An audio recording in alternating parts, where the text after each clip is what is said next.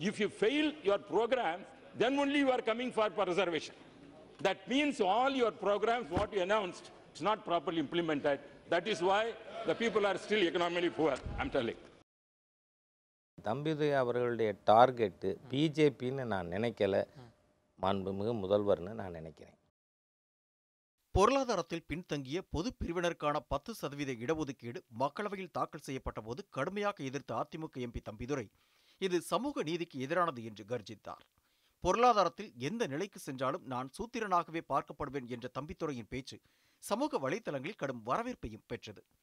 மாநிலங்களவையில் பேசிய அதிமுக எம்பி நவநீத கிருஷ்ணனும் மசோதாவிற்கு தனது எதிர்ப்பையே பதிவு செய்தார். இந்நிலையில் 10% இடஒதுக்கீடு குறித்த அதிமுகவின் நிலைப்பாட்டை மீண்டும் கேள்விக்குறியாக்கி உள்ளார் பாஜக தேசிய செயலாளர் ஹெச் ராஜா. நியூஸ் 7 தமிழின் வியூகம் நிகழ்ச்சியில் கலந்து கொண்ட அவர் முதலமைச்சர் எடப்பாடி பழனிசாமியும் துணை முதலமைச்சர் ஓ பன்னீர்செல்வமும் 10% இடஒதுக்கீடை ஆதரிப்பதாக தெரிவித்தார். அதற்கு அவர் கூறும் காரணம் சட்ட மசோதாவிற்கென வாக்கெடுப்பின் போது அதிமுகவினர் எதிர்த்து வாக்களிக்கவில்லை என்பதே.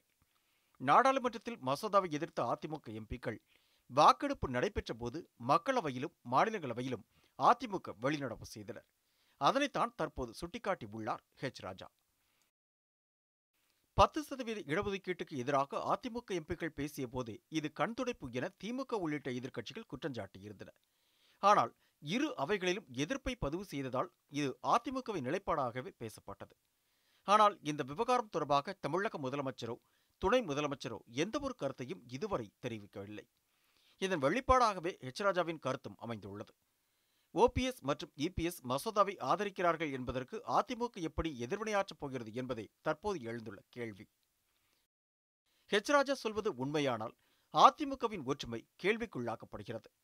ஒரு கட்சிக்கென டெல்லியில் ஒரு நிலைப்பாடு, மாநிலத்தில் ஒரு நிலைப்பாடு என இருக்க முடியுமா என்ற கேள்வியும் எழுகிறது. ஒருவேளை ஹெச் ராஜா சொல்வது வெறும் யூகம் எனில் அது அரசியல் கூட்டணிக்கான கணக்காக மட்டுமே இருக்க முடியும். இவை எல்லாவற்றையும் தாண்டி அதிமுகவின் நிலைப்பாட்டை ஹெச் ராஜா கேள்வி எழுப்பினாலும் நாடாளுமன்றத்தில் அதிமுகவினர் பேசியதை தான் அக்கட்சியின் நிலைப்பாடாக வரலாறு பதிவு செய்யும் என்பதே நிதர்சனமான உண்மை. செய்திப்பிரிவு நியூஸ் 7 தமிழ்.